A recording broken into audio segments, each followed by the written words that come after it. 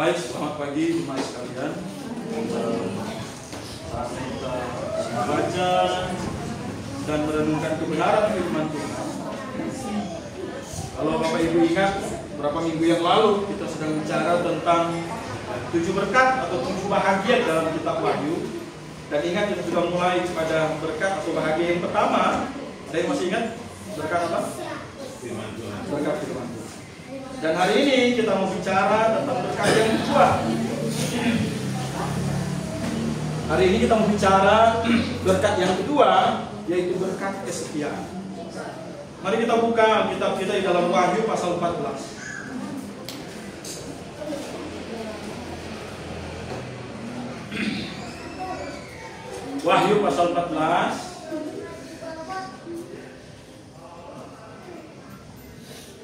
Mari kita baca ayat 6 sampai dengan ayatnya yang ke-13.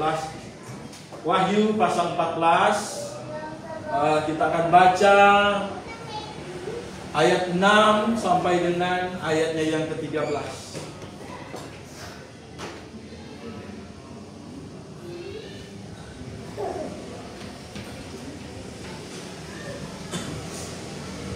Baik, saya akan membaca ayat Alkitab kita di siang hari ini. Jemaat bisa baca dalam hati. Wahyu pasal 14 ayat 6 sampai dengan ayatnya yang ke-13. Saya mulai dari ayatnya yang ke-6. Lalu aku melihat seorang malaikat lain terbang tinggi di langit, dan padanya ada Injil yang kekal untuk diberitakan kepada mereka yang tinggal di bumi dan kepada semua bangsa, suku, bahasa, dan umat.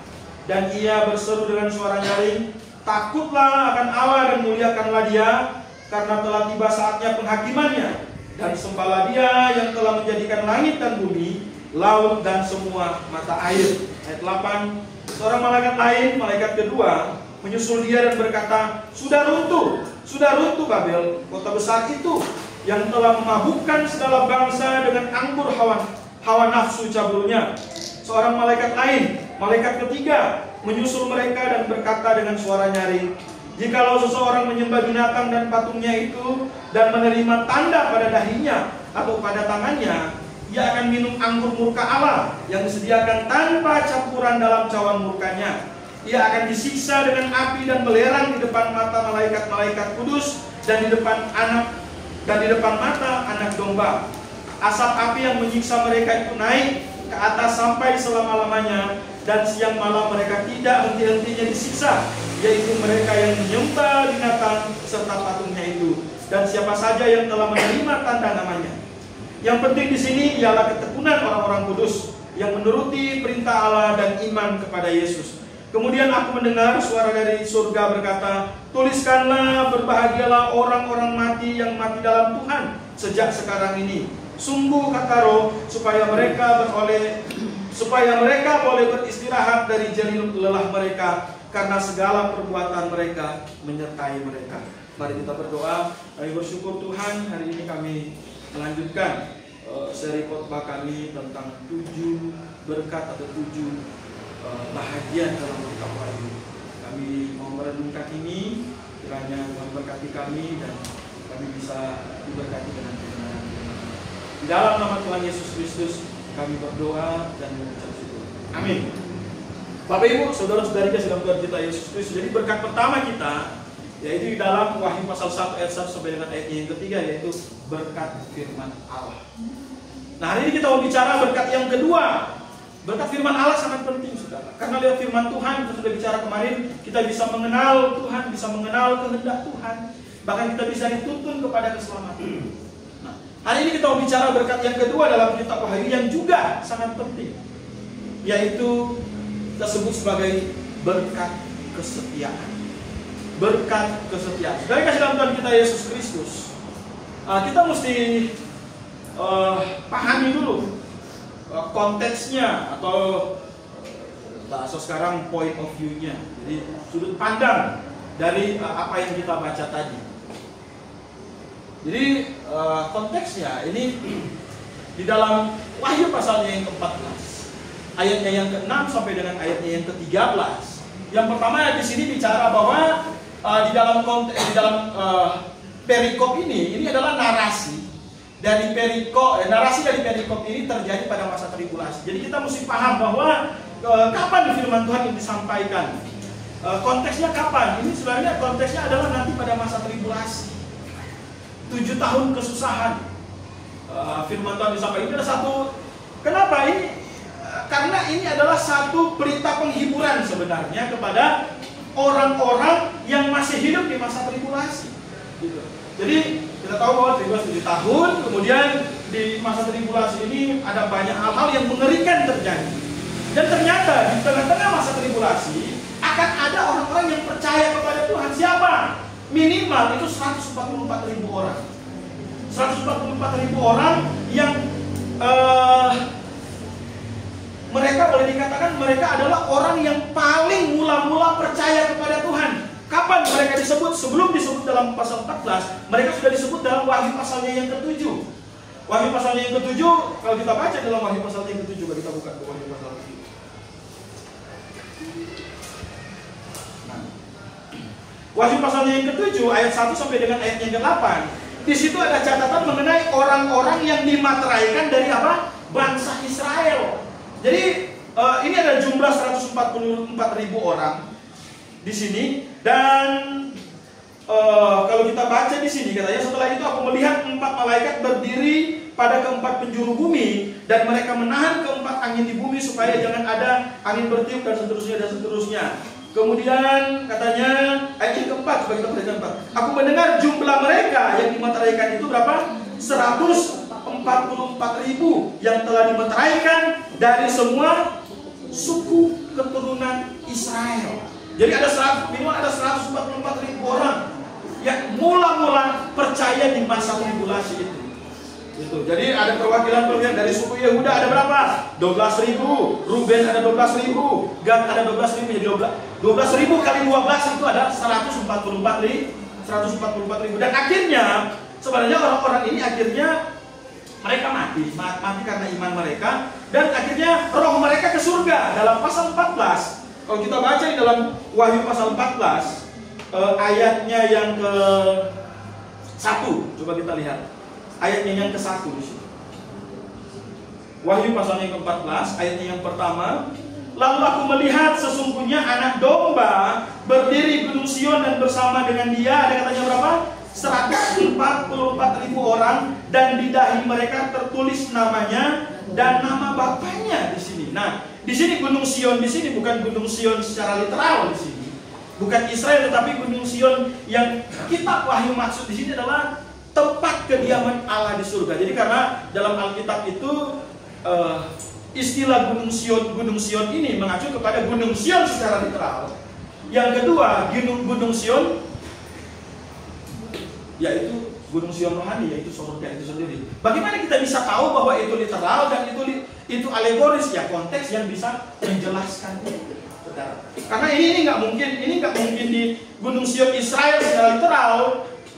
Kalau kita baca terus, aku mendengar ayatnya yang kedua, aku mendengar suatu suara dari surga bagaikan desau air bah. Nah, ini konteksnya benar-benar terjadi di surga. Jadi 144.000 orang ini akhirnya mereka mati martir, kemudian akhirnya mereka roh mereka kembali bersama-sama dengan Tuhan di surga.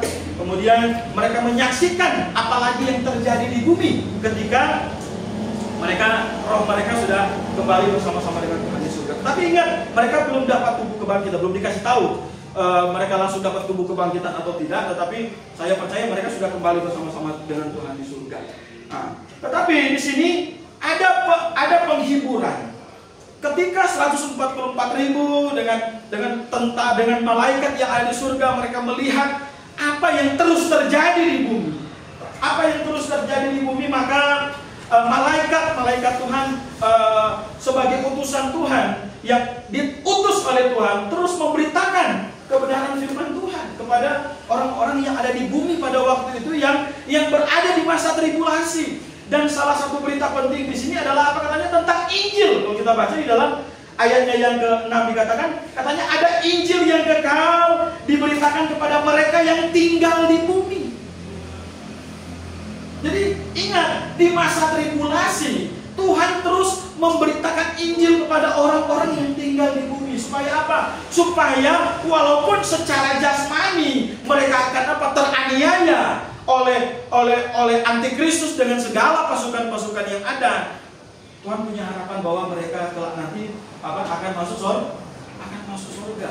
Mereka akan percaya kepada Tuhan. Oleh sebab itu dalam ayatnya yang ke 13 dikatakan, kemudian aku mendengar suara dari surga berkata, tuliskanlah berbahagialah orang yang mati dalam Tuhan sejak sekarang ini. Sungguh kata Roh, supaya mereka boleh istirahat dari jerih lelah mereka. Jadi ternyata di tengah-tengah masa yang begitu sulit, di tengah-tengah masa yang begitu sukar, Tuhan tetap memberitakan Injil kepada manusia-manusia yang ada di bumi. Bayangkan begitu besar kasih Tuhan dalam kehidupan manusia.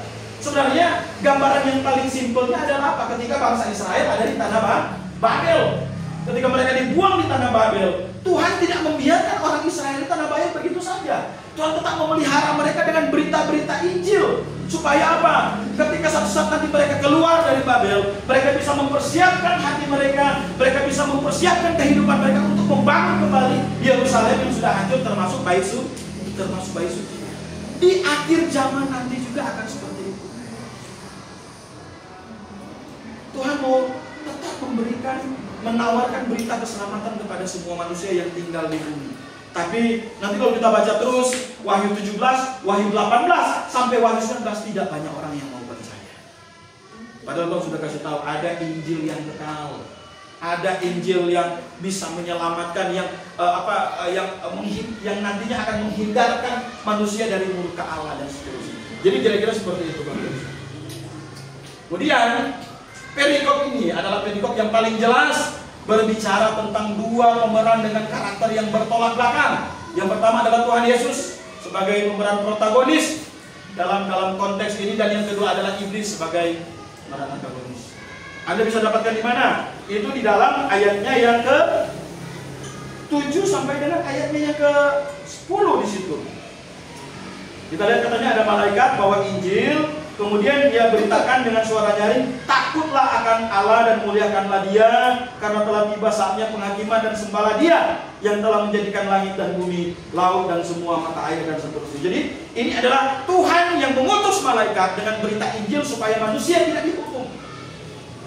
Kemudian ada satu aktor lagi, saudara, di sini, yang juga disampaikan oleh seorang malaikat yang lain. Malaikat yang kedua menyusul dia dan berkata, sudah runtuh Babel, kota besar itu yang telah memabukkan segala bangsa dengan anggur hawa nafsunya dan cabulnya. Seorang malaikat lain juga dia bilang, datang berkata, katanya, jika seorang menyembah binatang dan patungnya. Siapa itu? Di situ adalah iblis itu. Ada binatang dan patungnya dengan Babel, dengan sistem rohaninya. Jadi ada Tuhan dengan malaikatnya, dengan berita Injilnya dan janjinya tentang keselamatan. Itu adalah protagonis dari cerita ini. Sedangkan ada antagonis dari cerita ini siapa? Babel dengan apa? Kalau kita lihat, dengan patung dan binatangnya. Babel itu adalah sistemnya, agamanya. Kemudian patung itu adalah sesembahannya yang dibawa ke bumi. Kemudian di situ ada apa? Binatang itu adalah apa? Nabi palsunya yang memberitakan tentang iblis itu sendiri. Jadi sudah dikasih dalam Tuhan kita Yesus Kristus. Kalau kita baca mulai dari kitab Wahyu pasal pertama sampai di Wahyu pasal terakhir, Wahyu pasal 14 adalah wahyu yang paling jelas bicara tentang dua aktor yang muncul secara langsung, kemudian dengan pesan yang berbeda. Protagonis yaitu Tuhan, antagonis yaitu iblis dan seterusnya. Kemudian yang ketiga, perikop ini adalah salah satu yang paling jelas berbicara tentang konsekuensi logis dari pilihan iman manusia. Kamu mau percaya siapa? Kamu mau percaya Babel dengan patung dan nabinya, atau mau percaya Allah dengan berita Injilnya? Percaya Babel akan hangus oleh hawa nafsu dan akan dihukum selama-lamanya. Percaya kepada berita Injil Tuhan, berita Injil Yesus Kristus, akan luput dari murka Allah. Berbahagia, katanya dikatakan, berbahagialah mereka yang mati di dalam Tuhan, dan mereka akan beristirahat dari segala jerih lelah mereka. Ada dua pilihan, saudara. Kemudian saudara dalam Tuhan kita Yesus Kristus, kita mesti pahami timeline dari kitab Wahyu ini. Jadi gini, Wahyu pasal 1 sampai dengan pasalnya yang ketiga itu adalah masa gereja. Itu yang kita bahas kemarin. Nah, Wahyu pasal 4 sampai dengan pasal 22, ini adalah keseluruhannya. Kalau kita mau bicara, sisanya bicara tentang apa? Mulai dari rapture sampai dengan apa? Kekekalan. Mulai dari pasal 4 sampai dengan pasal 22. Nah, garis besar, timeline besar ini masih bisa dibagi dua juga. Pasal 4 sampai dengan pasalnya yang ke-19 itu ada apa? Masa tribulasi. Di situ ada 7 materai, 7 sangkakala, 7 cawan. Kemudian ada apa lagi? Perang Armageddon dan persiapan untuk masuk ke dalam kerajaan 1000 tahun. Di atas ini sedang terjadi apa? Pesta perkawinan anak domba. Kedatangan Kristus dengan para kudus sebelum kerajaan 1000 tahun. Pasal 20 sampai dengan pasal 22 adalah bagian kedua dari pasal 4 sampai dengan pasal 22, yaitu bicara tentang apa? Kerajaan 1000 tahun. Iblis dilepaskan, perang Gog dan Magog 2, kemudian ada apa? Langit baru dan bumi baru, kemudian masuk kepada Allah. Jadi ini timeline-nya. Jadi pasal 14 itu ada di mana?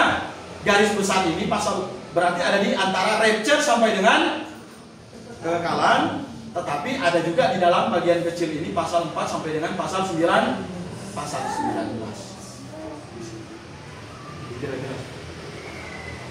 Oke, sekarang kita mau bicara tentang berkat kesetiaan. Hal ini dijelaskan di dalam ayatnya yang ke-12 sampai dengan ayatnya yang ke-13. Yang penting di sini ialah apa katanya? Ketekunan orang-orang kudus. Jadi Tuhan menuntut satu ketekunan. Ketekunan ini adalah istilah lain dari kesetiaan. Orang yang setia itu adalah orang yang tekun. Kalau orang misalnya dia nyapu setiap hari di rumah karena mungkin awal-awalnya karena apa? Perintah orang tua, karena orang tua dan seterusnya. Akhirnya dia menjadi terbiasa melakukan itu. Tekun melakukan itu, terus-menerus melakukan. Berarti dia setia kepada apa yang orang tua ajarkan kepada dia.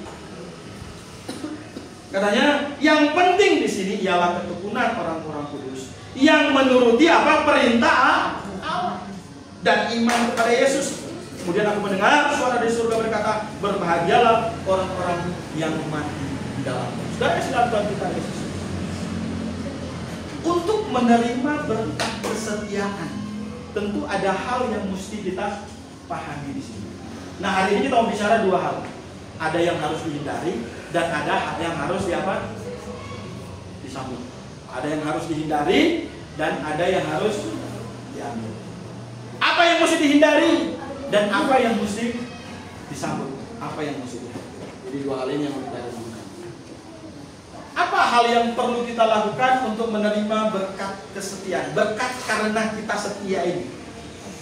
Yang pertama, ada yang harus dihindari. Apa yang harus dihindari? Ya iblis yang harus dihindari. Kita perlu menghindari si jahat ini. Bukan iblis ada di mana-mana. Bagaimana cara kita menghindari dia? Kita menghindari ajakan-ajakannya. Kita menghindari tawaran-tawarannya. Kita menseparasi, menjaga supaya kita tidak terjerumus kepada apa? Hal-hal yang iblis ingin terjadi dalam kehidupan kita. Apa yang harus dihindari dari kasih karunia Tuhan kita Yesus Kristus? Di sini saya malah susah baca. Yang pertama, hindari iblis. Karena apa? Iblis itu punya apa? Punya kemauan sebenarnya. Iblis itu punya kemauan dalam kehidupan itu.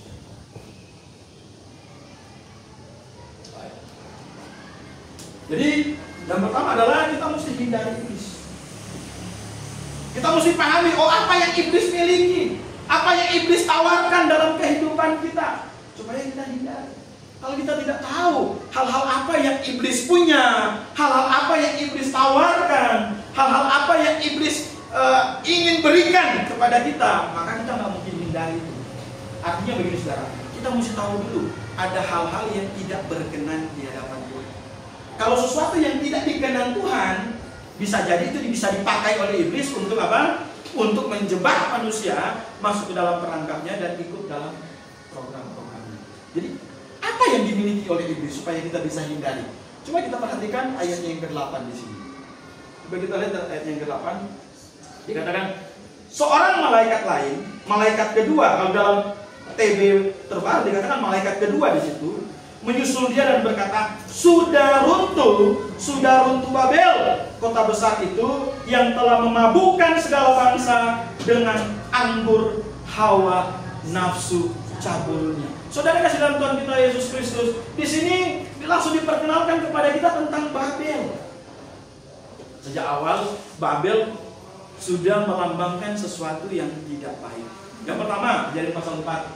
Kejadian pasalnya yang ke-4, 5, dan 6. Bagaimana Babel itu adalah gambaran dari pemberontakan manusia. Ada siapa di situ? Ada Nimrod, saudara. Ada Nimrod. Nimrod dengan semua rakyat-rakyatnya yang ada pada waktu mereka mau apa? Mereka mau mendirikan menara yang mereka sebut sebagai menara Babel. Ini adalah gambaran pemberontakan terhadap Allah. Kenapa mereka mau mendirikan menara ini? Katanya supaya mereka apa?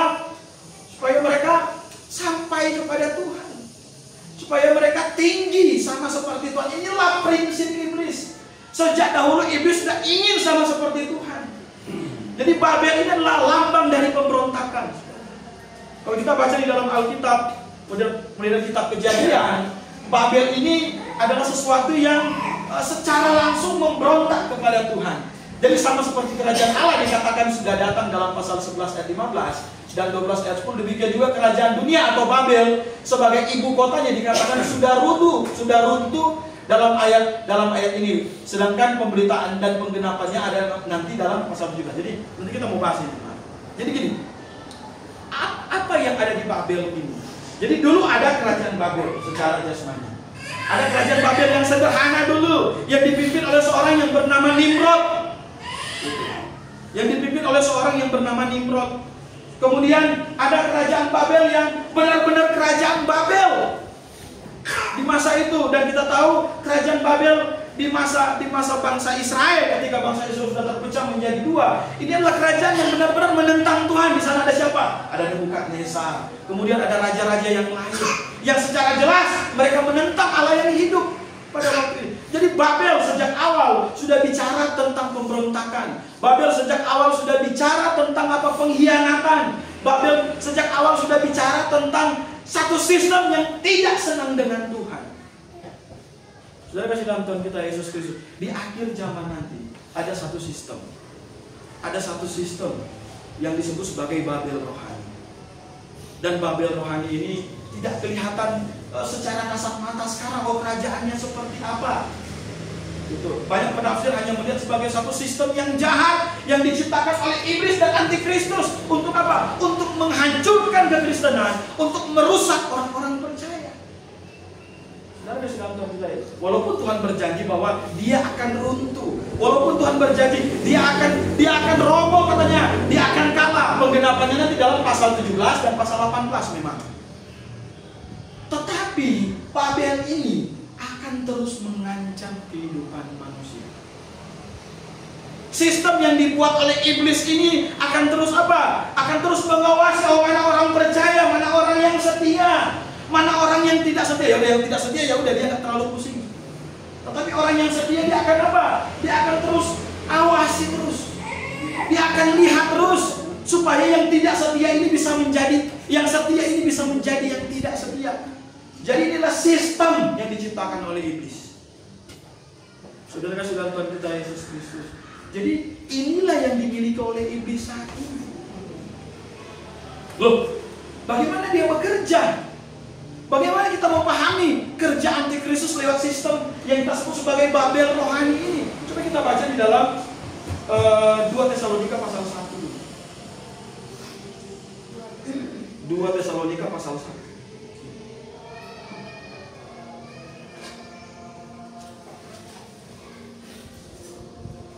Oh, maaf, 2 Tesalonika pasal 2.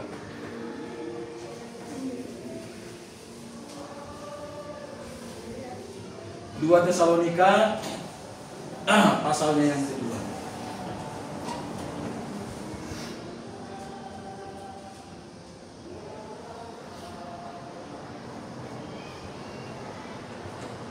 Kita baca ayatnya yang ketiga sampai dengan ayatnya yang seterusnya. 2 Tesalonika 2 ayat 3 dan seterusnya. Janganlah kamu disesatkan dengan cara bagaimanapun juga. Sebab sebelum hari itu haruslah datang dahulu murtad, dan haruslah dinyatakan dahulu manusia durhaka, orang yang harus binasa. Lalu sudah kasih tahu ada manusia durhaka, tetapi nanti dia harus binasa katanya. Yaitu katanya apa, ayat 4, lawan yang meninggikan diri di atas semua yang disebut atau disembah sebagai apa? Ilah, hingga ia duduk di bait Allah dan mau menyatakan diri sebagai Allah. Jadi sistemnya sudah ada. Kemudian ayatnya yang ke-5 dikatakan, tidakkah kamu ingat bahwa hal itu telah kali katakan kepadamu ketika aku masih bersama-sama dengan kamu, dan sekarang kamu tahu apa yang menahan dia, sehingga ia baru menyatakan dirinya pada waktu yang telah ditentukannya. Karena secara apa? Rahasia, kedurhakaan itu telah mulai secara rahasia. Kedurhakaan itu sistem yang durhaka, Babel rohani itu sudah mulai bekerja.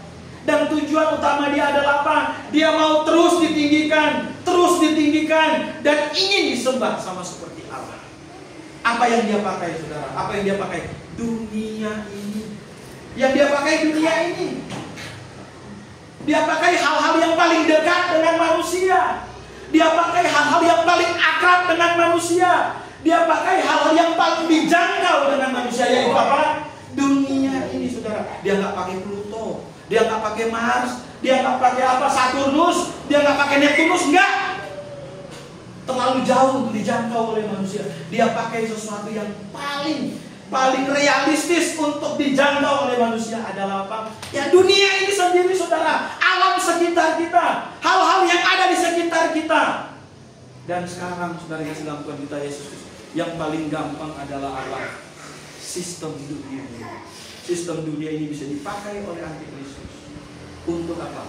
Untuk terus membawa orang-orang percaya kepada ketidaksetiaan kepada Tuhan. Ini dijelaskan di dalam Wahyu pasalnya yang ke-13. Coba kita lihat Wahyu pasalnya yang ke-13.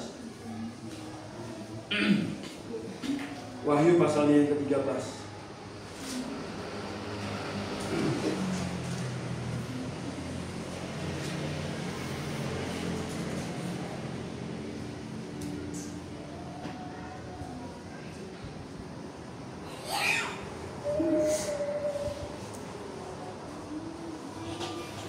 Coba kita lihat dulu ayatnya yang keempat dan ayatnya yang ayat 3 dan ayatnya yang keempat.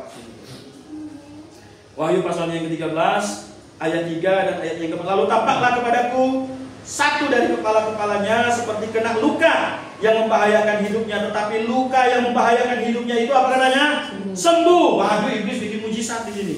Seluruh dunia apa katanya? Heran. Lalu apa? Mengikuti binatang ini. Ini apa? Binatang yang keluar dari dalam laut. Ini adalah sesuatu yang dibawa oleh iblis, dan dia katanya sembuh dengan satu mujizat, dan seluruh dunia terheran-heran akan apa yang terjadi kepada binatang itu. Kemudian ayatnya yang keempat dikatakan, katanya apa? Mereka menyembah naga itu. Naga di sini adalah si iblis, ular besar itu. Mereka menyembah naga itu karena ia memberikan kekuasaan kepada binatang itu. Mereka menyembah binatang itu sambil berkata, siapakah yang sama seperti binatang ini? Siapakah yang dapat berperang melawan dia? Kepada binatang itu diberikan mulut yang penuh kesombongan dan hujat. Kepadanya diberikan juga apa? Kuasa untuk melakukan 42 bulan lamanya. Jadi iblis datang memang di masa tribulasi, dia akan muncul secara terang-terangan. Dia pakai yang pertama binatang yang keluar dari dalam laut, yang kedua binatang yang keluar dari dalam bumi. Binatang yang keluar dari dalam laut itu siapa? Nabi palsunya si iblis. Binatang yang keluar dari dalam bumi itu adalah antikristus. Dia pakai dua ini untuk menyesatkan bangsa-bangsa. Nabi palsu melakukan mujizat-mujizat palsu. Binatang yang keluar dari dalam bumi membawa sistem dunia untuk menjebak manusia, untuk menahan manusia, untuk mengikat manusia supaya tetap berada dalam sistem yang diciptakannya. Yang pertama tadi kan masalah kerohanian, nabi palsunya, binatang yang keluar dari dalam lakukan mujizat. Kalau sekarang masih malu-malu, masih pakai siapa? Masih pakai pendeta, masih pakai penginjil KKR, masih pakai tukang pemberita di KKR. Tapi satu saat nanti dia akan muncul dengan sendiri. Dia datang muncul dengan secara terang-terangan. Itu binatang yang keluar, yaitu nabi palsu. Yang kedua, binatang yang keluar dari dalam bumi. Pasal 13 ayat 11 sampai dengan ayat yang ke-16.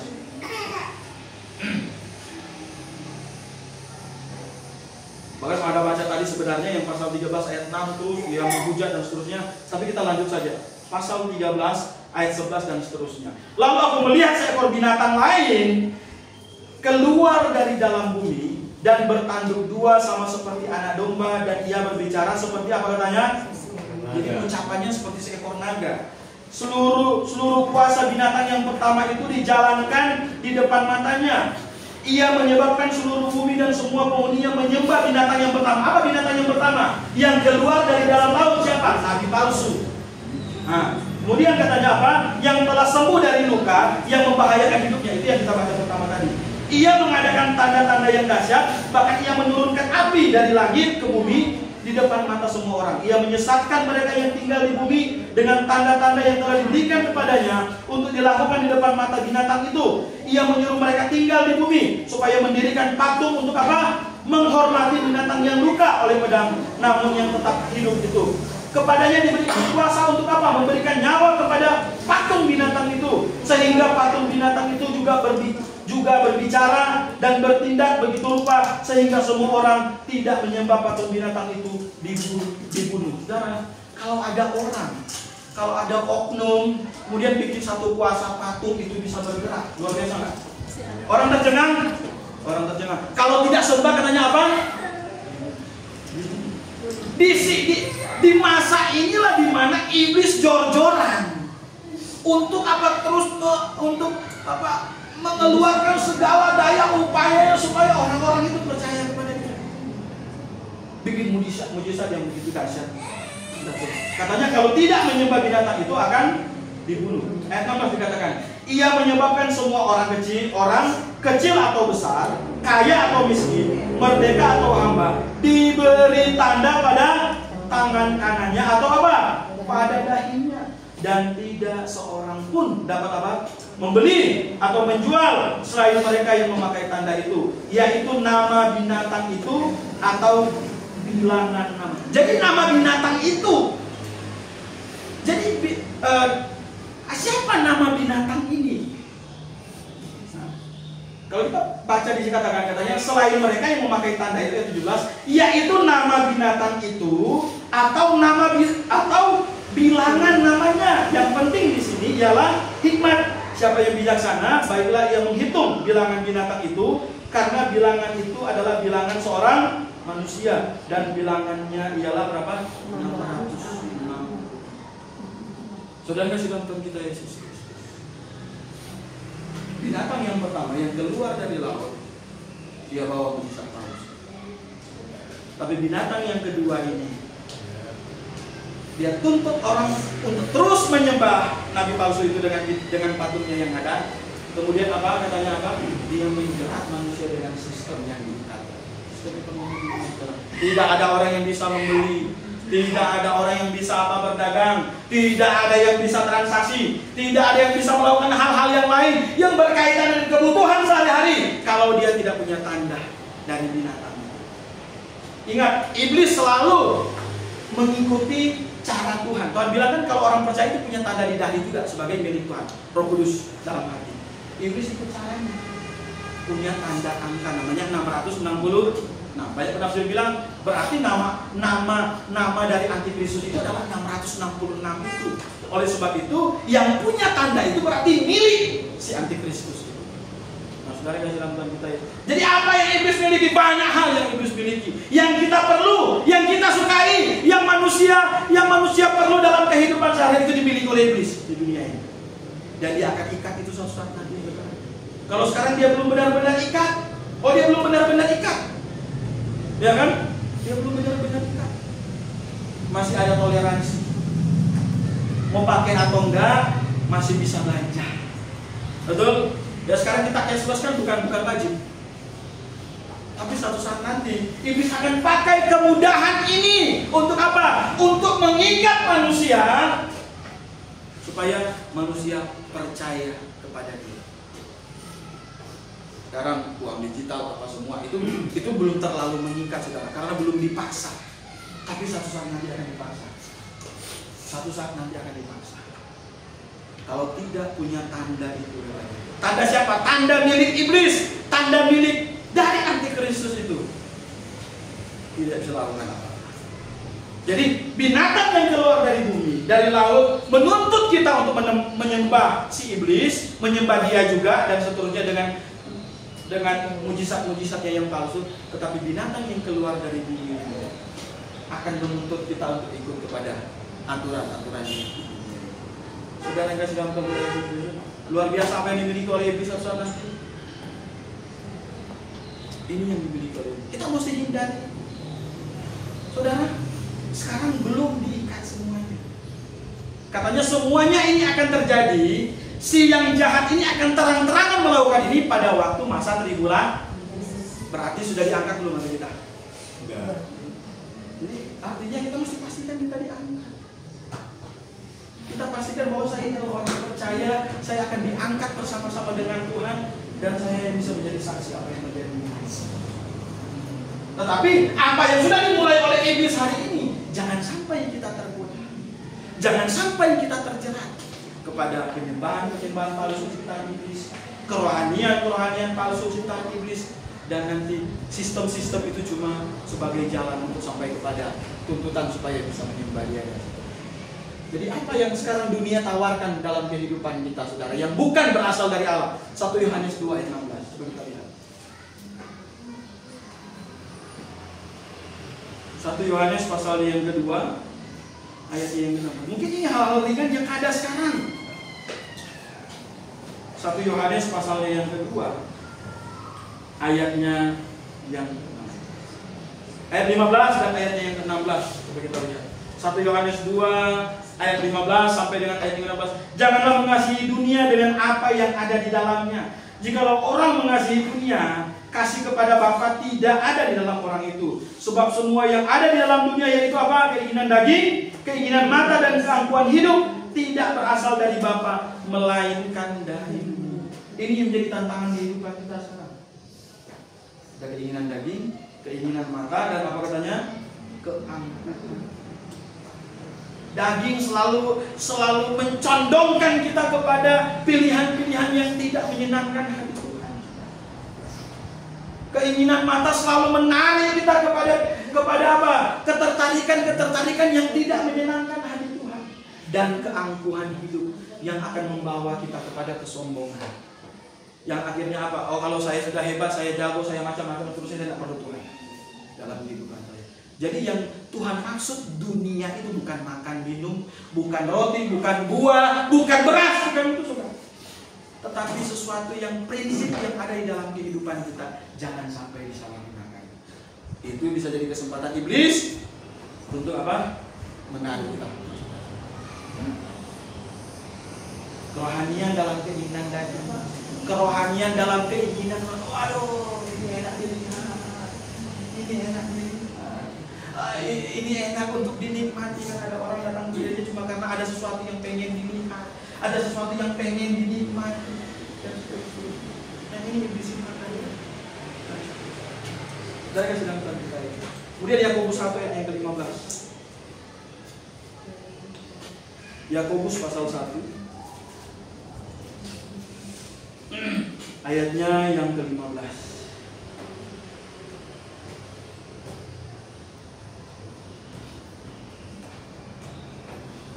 Coba kita baca ayat 14 dan ayatnya yang ke-15.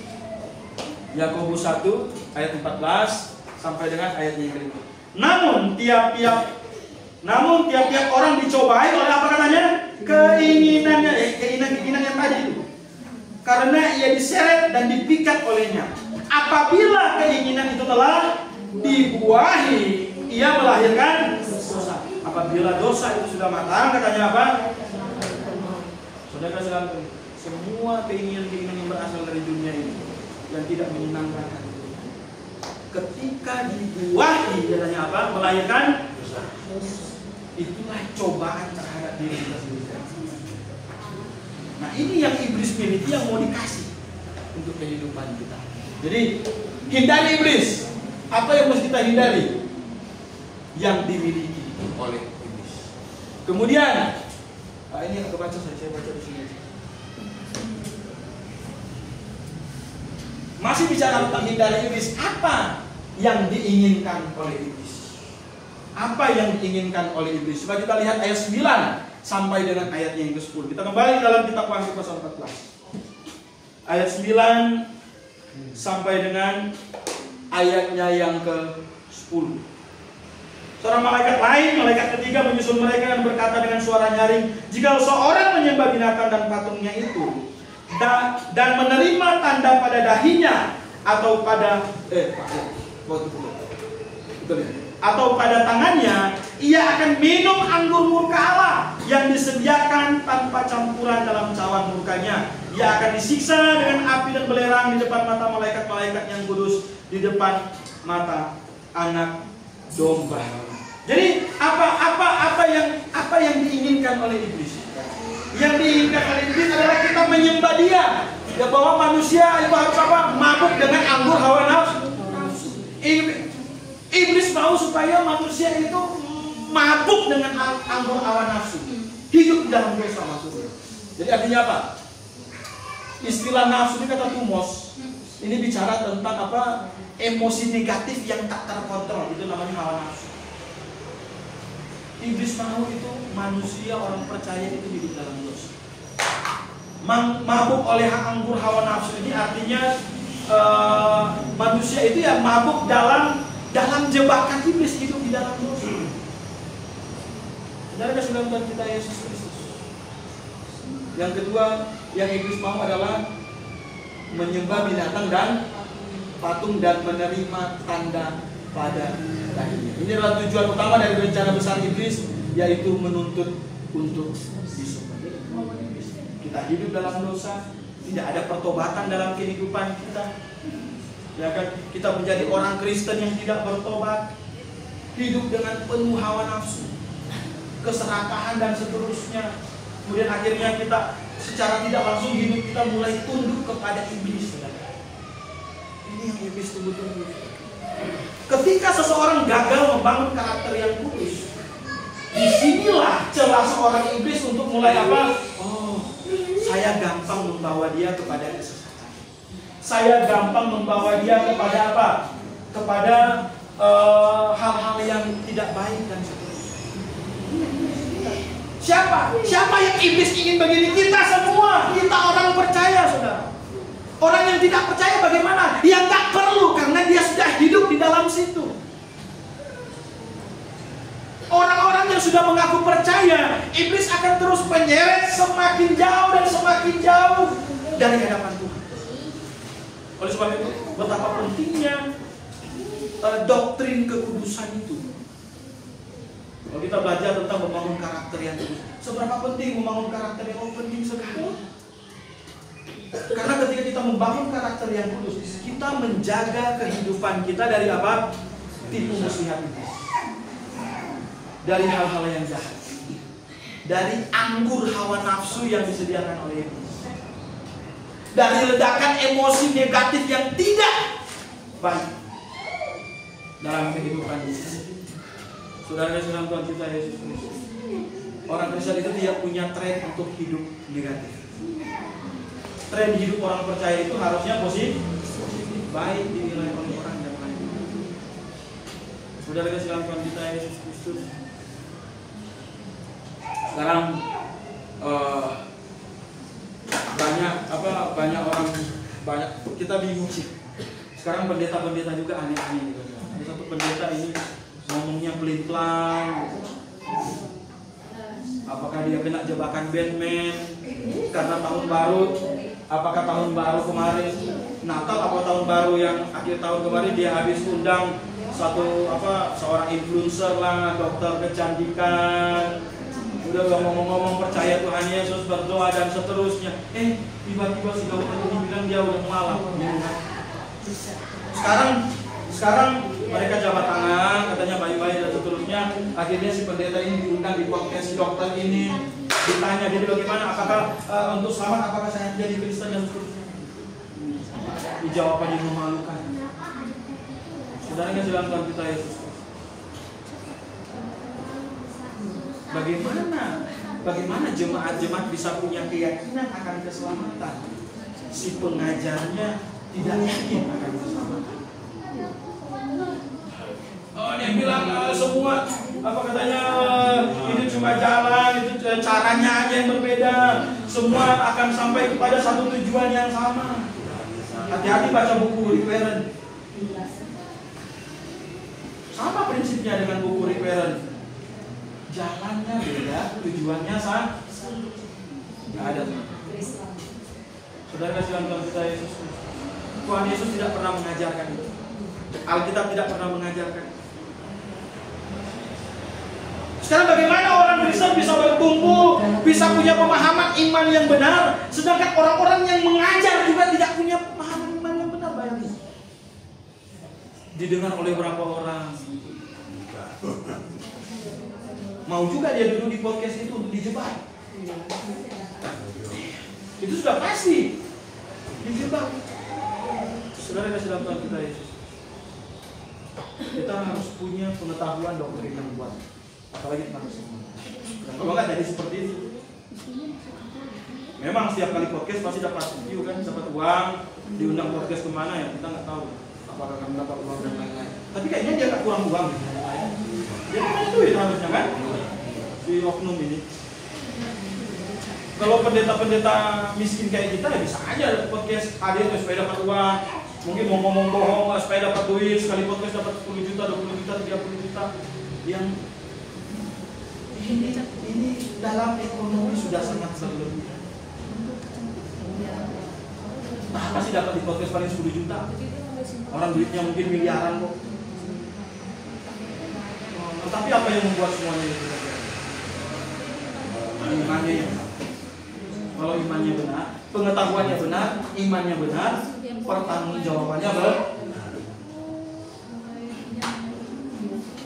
Jadi apa yang iblis inginkan? Bahwa kita terjerat dalam tipu muslihat dia. Kita mabuk oleh anggur hawa nafsunya dan kita akan hidup tunduk menyembah dia. Kemudian saudara kasih Tuhan kita Yesus Kristus, apa yang akan kita peroleh? Kalau kita tidak menghindari iblis, apa yang kita peroleh? Ayat 9 dan ayat yang ke-10. Ayat 10 dan ayat 11 saja lah. Ayat 10 dan ayat yang 11. Ia akan minum anggur murka Allah yang disediakan tanpa campuran dalam cawan murkanya. Ia akan disiksa dengan api dan belerang di depan mata malaikat-malaikat kudus dan di depan mata anak domba. Asap api akan menyiksa mereka itu naik ke atas sampai selama-lamanya. Dan siang malam mereka tidak henti-hentinya disiksa, yaitu mereka yang menyembah apa? Binatang serta patungnya itu. Dan siapa saja yang telah menerima tanda. Jadi saudara, kalau kita tidak menghindari iblis, terjebak kepada iblis, akhirnya menjadi penurut iblis, Tuhan menjanjikan hukuman kekal untuk selama-lamanya. Katanya, kalau tadi kita minum air, kalau kita minum anggur hawa nafsu iblis, kita akan minum anggur murka Allah. Jadi maksudnya ada permainan kata di sini. Kalau kita minum anggur hawa nafsu iblis, yang kita terima apa? Anggur murka Allah. Manusia hanya memiliki dua pilihan, wani, Tuhan atau kejahatan, Tuhan atau iblis. Oh, anggur murka Allah itu luar biasa. Efeknya untuk selama-lamanya. Orang percaya harus menghadapi murka Babel, betul. Kalau dalam konteks masa tribulasi, orang-orang yang beriman di masa tribulasi, mereka akan menghadapi yang namanya apa? Penyiksa. Itu yang disebut sebagai murka Babel. Tetapi itu singkat, saudara. Itu singkat. Ini terjadi di pertengahan masa tribulasi, paling 3,5 tahun. Tetapi orang-orang yang tidak percaya kepada Tuhan akan menghadapi apa? Murka Allah. Penyembahan pada masa tribulasi bukan hanya merupakan urusan hati seseorang, tetapi merupakan sesuatu yang nyata, tampak di dahi atau di tangan seseorang dengan akibat yang. Jadi dulu ada, kalau orang percaya itu ada tanda di dahi. Tetapi orang yang tidak percaya dia punya tanda, yaitu angka dari binatang itu 660. Yang tidak menyembah binatang itu, dia akan dihukum oleh Babel dengan sistem yang ada. Tetapi kalau dia percaya kepada Tuhan, dia akan diselamatkan pada hari penyelamatan. Dia akan disiksa dengan apa katanya? Dia akan disiksa dengan api dan belerang. Ini kita mengingatkan kita kepada apa? Hukuman Tuhan terhadap Sodom dan Gomora. Tetapi ini adalah kekal untuk selama-lamanya. Sodom dan Gomora hanyalah contoh kecil bagaimana Tuhan hukum orang yang tidak taat kepada Tuhan. Tetapi satu saat nanti ada api kekal, api neraka yang akan menghukum orang-orang yang tidak percaya kepada Tuhan. Jadi kalau kita tidak menghindari iblis, kita percaya kepada iblis, tunduk kepada iblis, maka ini akan kita terima. Hukuman api yang menyiksa mereka itu naik ke atas sampai selama-lamanya. Hukuman Tuhan bukan hanya sementara, tetapi untuk selama-lamanya. Saudara silahkan kita. Jadi untuk menerima berkat kesetiaan, yang pertama apa? Hindari. Kalau kita hindari itu berarti kita dihukum. Oke. Kemudian berarti kita harus apa? Mencari itu. Kalau kita menghindari iblis, sebaliknya kita mencari Tuhan. Ayat 6, ayat 7, ayat 12 dan ayatnya yang 12. Saudara silahkan Tuhan kita Yesus Kristus mencari Tuhan lewat berita Injil. Kita perhatikan ayatnya yang ke-6. Kita cari Tuhan lewat apa? Berita Injil. Nggak ada dalam mimpi. Kita perhatikan ayatnya yang ke-6. Lalu seorang malaikat lain terbang tinggi di langit, dan padanya ada Injil yang kekal untuk diberitakan kepada mereka yang tinggal di bumi dan kepada semua bangsa, suku, bahasa, dan umat, dan seterusnya. Jadi Tuhan memberikan kepada kita berita Injil. Lewat berita Injil inilah kita bisa kenal yang namanya jalan keselamatan. Lewat berita Injil inilah kita bisa sampai kepada kepastian akan keselamatan kita. Jadi satu-satunya cara untuk mengenal Tuhan lewat Injilnya, lewat berita baiknya yang diberikan kepada siapa? Kepada semua yang tinggal di mana katanya? Bumi. Kepada mereka semua yang tinggal di bumi. Hari ini termasuk kita atau tidak? Ya, kita punya berita Injil. Kita punya kabar baik dari kasih Tuhan kita Yesus Kristus. Nah, istilah Injil yang kekal ini hanya terdapat di dalam perikop ini. Dalam perikop lain hanya Injil saja, tetapi untuk Injil yang kekal itu hanya terdapat dalam perikop ini. Injil adalah kabar baik bagi semua manusia. Ayat ini secara jelas berbicara tentang pentingnya berita Injil bagi keselamatan manusia. Salah satu faktor penting penanda kedatangan Tuhan adalah ketika Injil diberitakan ke seluruh dunia. Kan seperti janji Tuhan, beritakanlah Injil ke seluruh dunia. Matius 24 ayat 40. Ayat 14. Coba kita baca. Matius 24 ayat yang ke-14.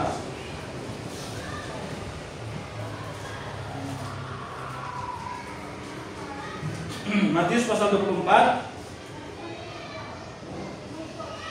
ayatnya yang ke-13 dan ayatnya yang ke-14. Namun orang yang bertahan sampai pada kesudahannya akan diselamatkan. Injil kerajaan ini akan diberitakan kemana katanya? Seluruh dunia, menjadi kesaksian bagi semua bangsa. Sesudah itu barulah tiba kesudahan. Kenapa Injil itu harus diberitakan ke seluruh dunia dulu baru Tuhan datang? Kenapa saudara? Supaya manusia tidak punya alasan untuk menuntut Tuhan bahwa mereka tidak pernah dengar Injil. Saya yakin di pelosok manapun mereka akan dengar Injil. Saya yakin. Saya coba renungkan terus ayat ini dengan pertanyaan-pertanyaan. Bagaimana dengan orang yang tidak pernah mendengar Injil? Saya yakin mereka akan dengar Injil suatu saat nanti. Supaya apa? Supaya tidak ada yang menuntut Tuhan bahwa Injil itu tidak pernah diberitakan. Dan inilah penanda kedatangan Tuhan. Sebelum Tuhan datang, Injil itu harus diberitakan dulu ke seluruh dunia. Harus diberitakan dulu ke seluruh dunia. Adil, saudara. Orang bisa tahu dulu tentang Tuhan sebelum dia datang. Saudara kasih Tuhan kita Yesus Kristus. Injil itu ada di tangan kita sekarang. Oh, kita sudah dengar berkali-kali. Kita sudah dengar terus-menerus. Yang jadi pertanyaan, kita percaya nggak kepada Injil? Kita percaya nggak kepada berita Injil? Inilah berita yang juga disampaikan oleh Tuhan Yesus. Tuhan Yesus datang untuk apa ya? Dia memberitakan Injil kerajaan itu. Inilah berita yang diberitakan oleh rasul-rasul dalam Roma 15 ayat yang ke-19. Dan inilah seharusnya juga yang menjadi kebanggaan orang percaya. Jadi kita juga harus menjadi orang berita Injil. Beritakan sampai 1 Korintus 9 ayat yang ke-16. Jadi bagaimana kita mengenal? Kita mencari Tuhan ya lewat Injil. Dan mencari Tuhan berarti harus apa? Percaya kepada Tuhan. Kita jangan cuma mencari-cari Tuhan tapi kita tidak percaya kepada Tuhan. Berkat kesetiaan itu nggak akan dapat. Ketika kita dapat Tuhan itu, kita harus percaya. Ayatnya yang ke-7. Coba kita buka ayatnya yang ke-7. Kita kembali dalam kitab Wahyu. Ya, agak cepat ya. Wahyu pasal 14 ayatnya yang ke-7. Wahyu pasal 14 ayatnya yang ke-7. Dan ia berseru dengan suara nyaring, takutlah akan Allah dan muliakanlah Dia, karena telah tiba saatnya penghukuman. Ketika kita menemukan Tuhan lewat berita Injil, takutlah. Takut itu bicara tentang apa, saudara? Takut itu bicara tentang ketundukan. Jadi manusia diperintahkan untuk menanggapi Allah dalam menentukan tindakan imannya. Kita harus percaya. Sudah ada berita ini, sudah dengar, tapi cuma lewat begitu saja, tidak mau percaya. Apakah kita akan diselamatkan? Ya enggak. Ketika kita dengar berita Injil itu, kita harus mengambil sikap untuk percaya.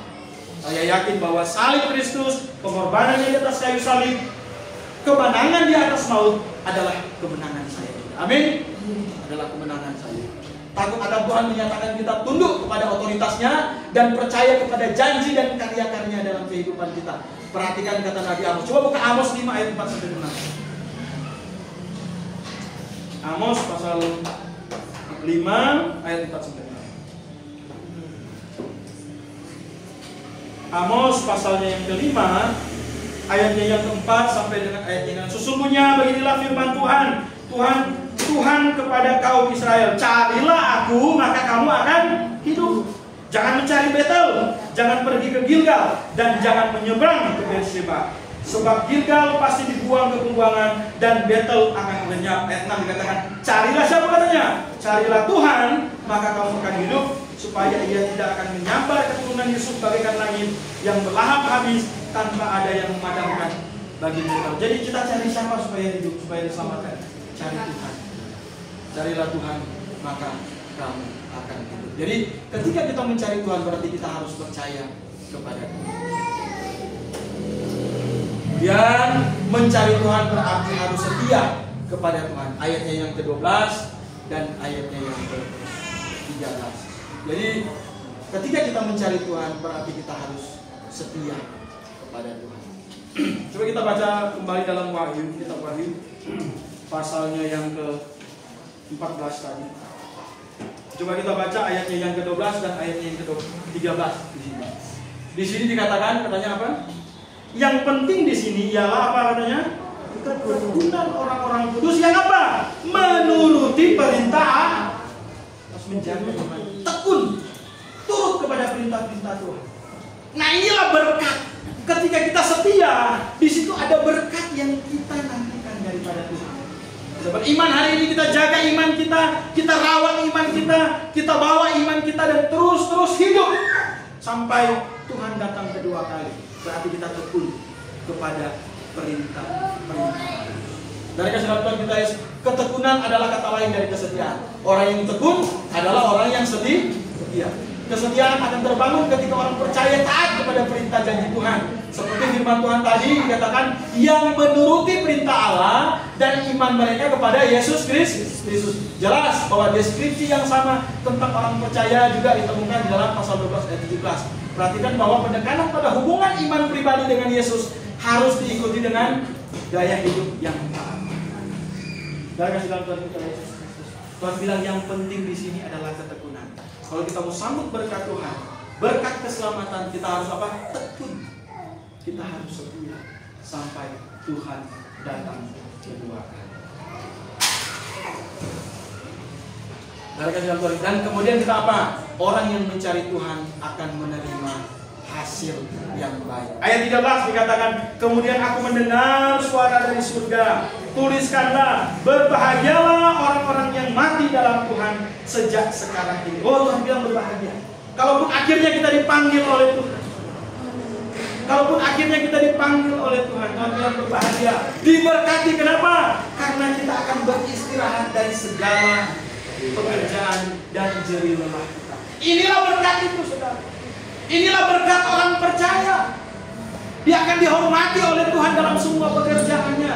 Akan menerima berkat keselamatan, hal-hal yang lain yang Tuhan sudah sediakan di surga pada kedatangan Dia yang kedua kali. Dan dalam Tuhan kita Yesus Kristus, ini tantangan kita. Tantangan kita. Kita menerima berkat, dia harus setia sampai mati. Kita mau menerima berkat daripada Tuhan, berkat keselamatan, kita harus apa katanya? Setia sampai Tuhan datang. Jadi katanya berbahagialah orang yang mati dalam Tuhan. Kalau kita baca di dalam Mazmur 116 ayat 15, sedikit lagi. Mazmur 116 ayat 15. Mazmur 116 ayatnya yang ke-15. Kalau di TB2 agak aneh juga terjemahannya. Dikatakan sungguh berat bagi Tuhan kematian orang yang dikasihinya. TB1 bilang apa? Berbahagia dan Hah?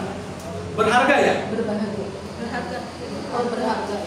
Mazmur 116 ayat 15. Berharga di mata Tuhan kematian semua orang. Berharga.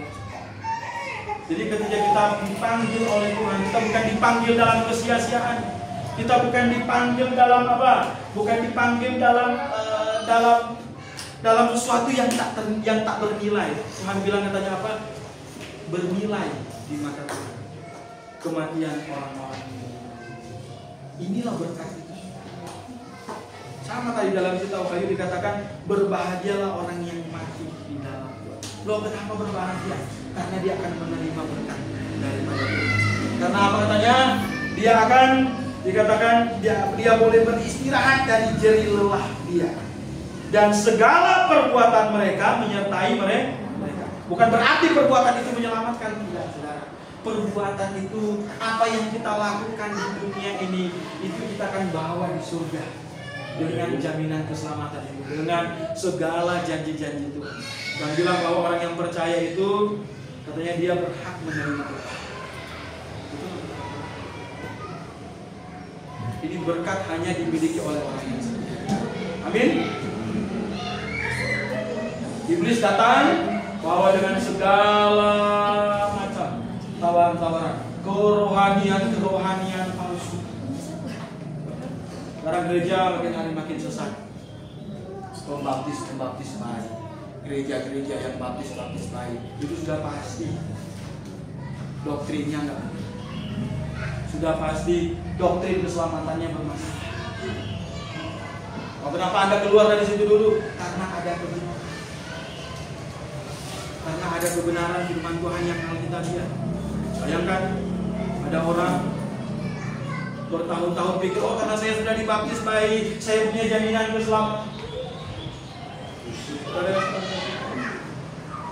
Munculnya gereja-gereja pembaptis baik karena mereka tidak mengerti doktrin keselamatan. Berharap ketika bayi dibaptis dapat jaminan keselamatan. Baptisan itu untuk siapa?